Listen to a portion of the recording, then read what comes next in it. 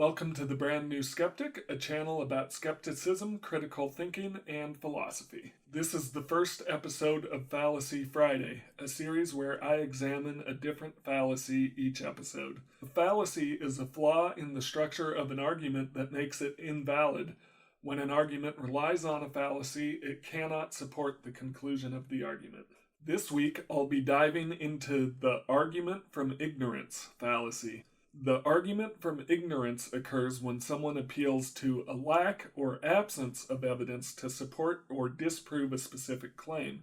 When someone argues that because there is no evidence against a claim, it must be true, or because there is no evidence for a claim, it must be false, they are using the argument from ignorance fallacy. When you look up lists of fallacies, you often see very formal definitions and carefully stated examples like the ones on this slide. Unfortunately, they very rarely appear in conversations and debates exactly as they are shown on such lists. So how does the argument from ignorance fallacy appear in conversation? It often appears when the person you are talking to asks, "Well, how would you explain that?" Whether or not you can provide an alternative explanation has no bearing on whether or not their explanation is true. The lack of an alternative explanation is not evidence. They still need to provide evidence to support their claim. Sometimes a person might say, "There is no natural explanation."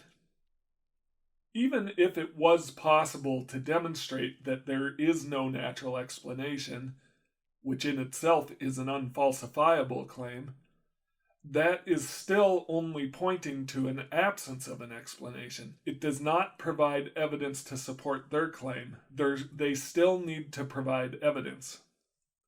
Other variations of this might be, "Scientists or doctors have no explanation." Science has never been able to answer the question of, and similar phrasing. Someone might tell a story about an experience they had that they have been unable to explain, and then appeal to a supernatural or miraculous source for the cause. In reality, an unexplained event can never be evidence of anything because it is unexplained. They need to provide evidence, not just that they had the experience, but that the source they claim for the experience is in fact the reason behind the experience.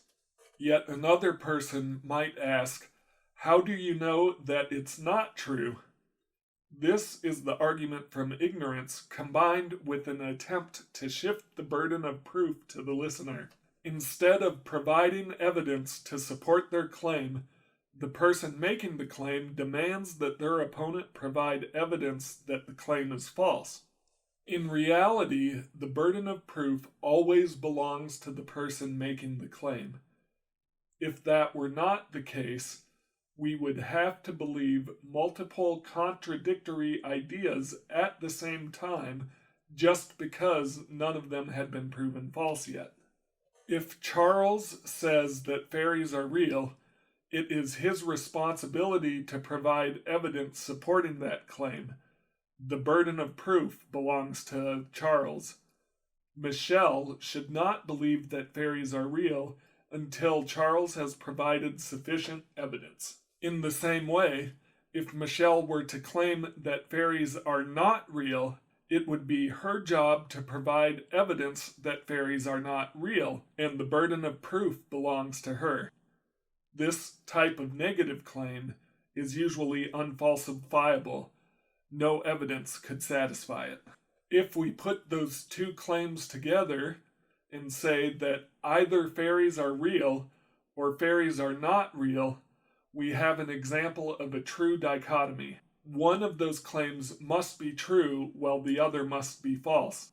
But neither claim should be believed without sufficient evidence.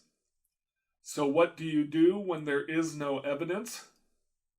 Investigate to find evidence where possible, and if it isn't possible to investigate, remain at "I don't know." When a claim isn't supported by evidence, You should not believe it and always remain at I don't know. I don't believe that fairies exist because no good evidence has ever been presented to me of fairies. I also don't believe that fairies do not exist because I don't have any way of verifying an unfalsifiable proposition. Instead, I choose to not believe either claim and remain at I don't know on the subject of fairies until such time as evidence is presented in favor of either claim. By remaining at I don't know, I leave my mind open to the possibility that in the future I might have good evidence that fairies do exist. But I don't make the mistake of believing that fairies exist prior to having evidence of their existence. On a side note, since I'm a fan of Peter Pan, and I repeatedly recorded the sentence, I don't believe fairies exist, I had to fight the urge to clap and chant, I do believe in fairies, I do. I chose the example of fairies because it is deliberately silly and has no emotional stakes.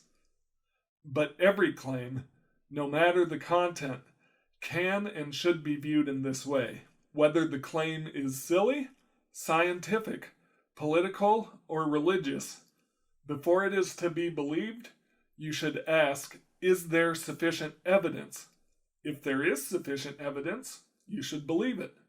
If there is not sufficient evidence, you shouldn't believe it, but remember that withholding your belief is not the same as believing the opposite side of the dichotomy to be true. When someone seeks to fill in the gaps in their knowledge and understanding with explanations that are not supported by evidence, they are using the same level of reasoning that ancients did when they explained lightning as bolts hurled by the gods. Skepticism allows someone to become comfortable with the phrase, I don't know, fostering their curiosity and their desire to explore and expand their knowledge, instead of accepting the explanations put forward without evidence by tradition, rumor, and superstition. That is what it means to question everything. Please leave me a comment telling me a belief you hold, whether silly or meaningful, and what evidence you accepted that belief on. Thank you for watching. I'm the brand new skeptic, and remember to question everything.